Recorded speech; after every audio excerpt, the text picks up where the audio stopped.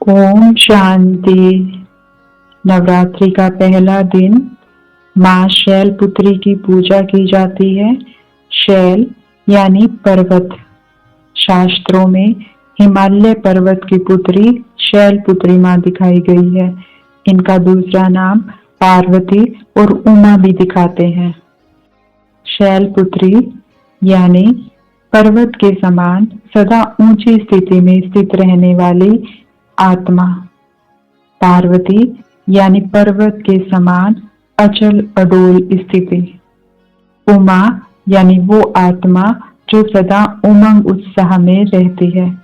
शैलपुत्री माँ के एक हाथ में कमल यानी आत्मा कलयुगी कीचड़ में रहते भी उस कीचड़ से न्यारी और शिव बाबा की प्यारी रहती है।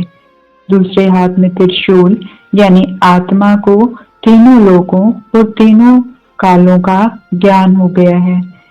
माँ शैलपुत्री की सवारी बैल पर दिखाते हैं, यानी आत्मा सदा ब्रह्मा बाबा की गोदी में बैठी रहती है।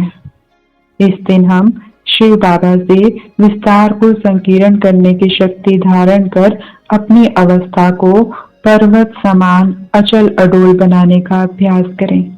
देखें, मैं आत्मा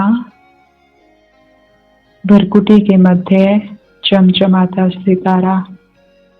मैं आत्मा शैलपुत्री देवी हूँ। सामने शिव बाबा।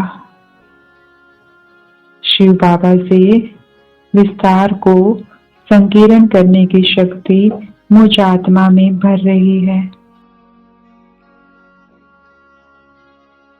भर लें शक्ति को अपने अंदर।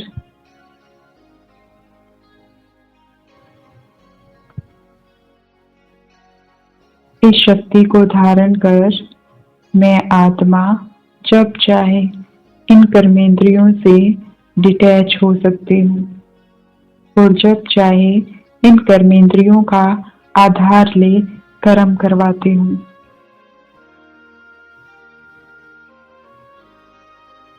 बाबा से ये शक्ति धारण कर मैं आत्मा पर्वत समान अचल अडोल बन रही हूँ। हर परिस्थिति में शांत स्थिर रहने की शक्ति मुझ में आ गई है।